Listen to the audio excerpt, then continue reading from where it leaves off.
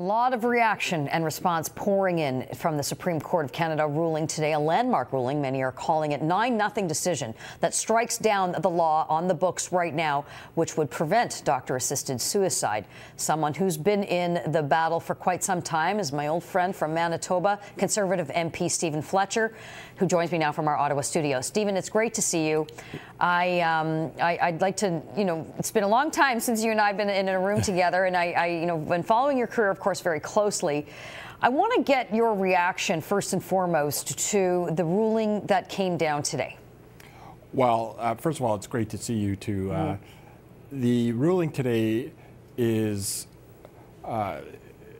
hugely significant, and I was quite pleased that they made the decision that they did, and I think the Supreme Court is where the majority of Canadians are already.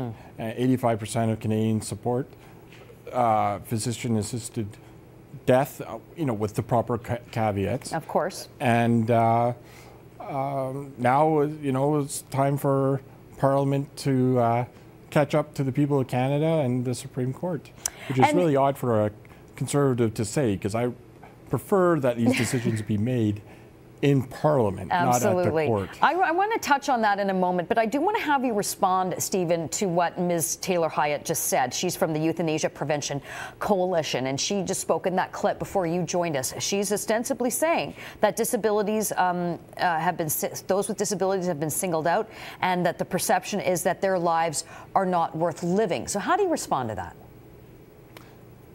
Well, my life is worth living, and I think the lives of many people, like every life is worth living. I think what we're talking about are situations where people are in pain and they can't handle it. Now, if you're a competent adult, you should have the autonomy to make the decisions that are best for you. I don't accept for 1 second that someone suffering from a terminal illness in a hospital or a nursing home, suffering and in pain, forcing them to exist like that takes anything away from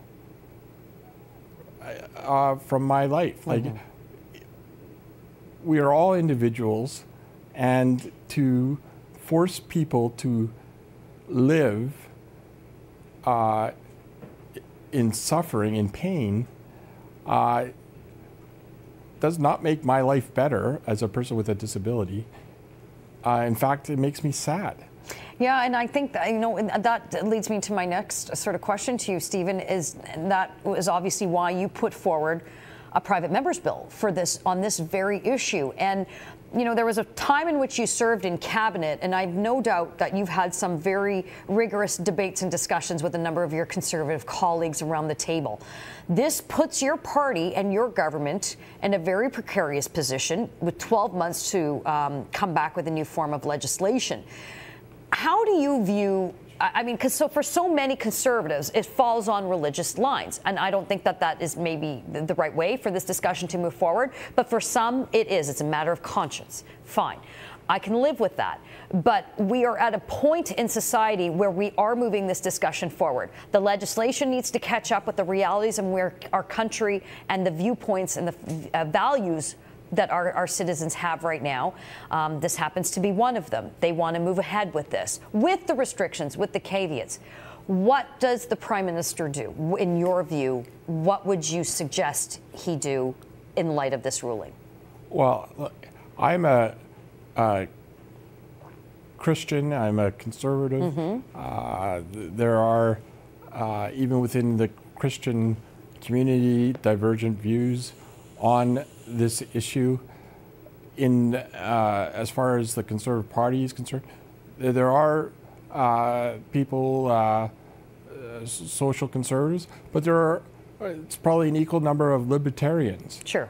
And fiscal conservatives and people who just believe that they should be able to make decisions for themselves without society telling them what they can or cannot do. It's a very broad group that make up Canadian Conservatives, not to be confused with Conservatives, say, south of the border. No, of course, and I think that's a very important distinction.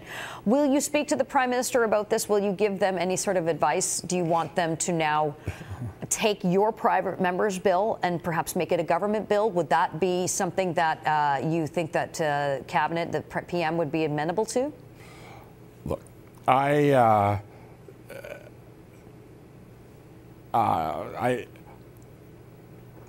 am very reluctant to talk about anything I discuss with the Prime Minister or my Cabinet colleagues. But let me say this. The Supreme Court has made a ruling. We have framework legislation. I think it's in everyone's interest to move forward on this on an expedited manner. And whatever happens, it should be, and it will be, a free vote for the Conservatives.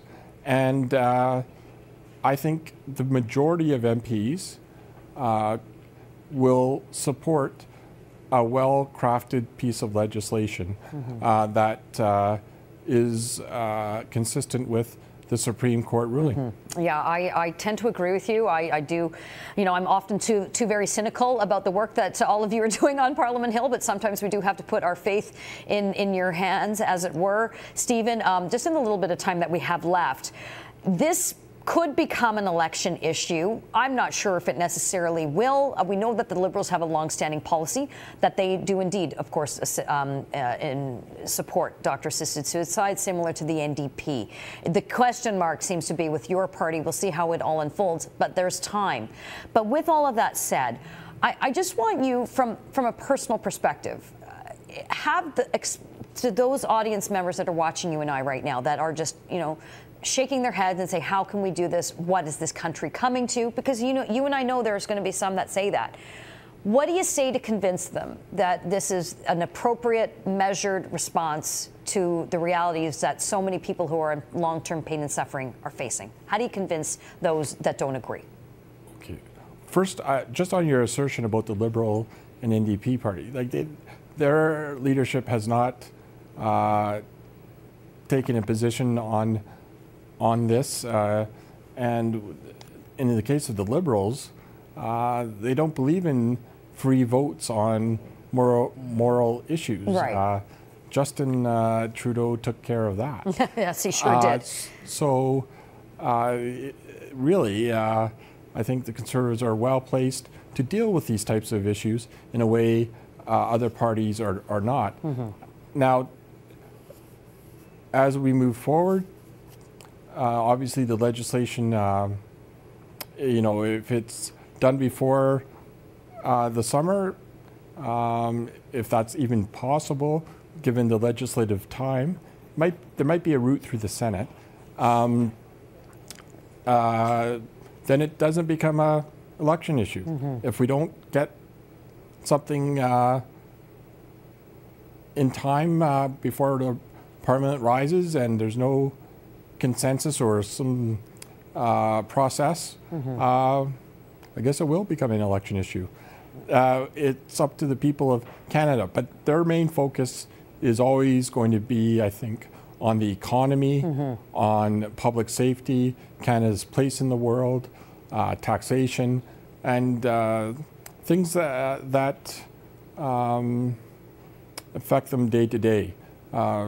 Fortunately, most of us don't have to deal with this issue every single day, but we do have to deal with paying our taxes every day. Yes, that we know. That we know. Again, just in the last little moment that we have left with you, Stephen, your opportunity to speak to Canadians who don't agree with this ruling, what would you say to them?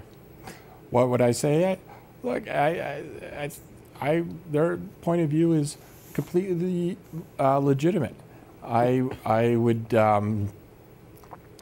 I just ask that, you know, not to impose one's values on another when it comes to this issue. If people feel it's worth while for religious or ethical reasons to fight to the bitter end in certain circumstances, that's their choice. I think there's a lot of common ground, though, amongst all of us, in that we should invest more in palliative care, home care, hospice care, and create a society that works so that people want to live. But in some situations, all the resources in the world can't end the pain and suffering. And I think as we move forward in this debate and in this dialogue, that we do so with empathy, compassion, hope,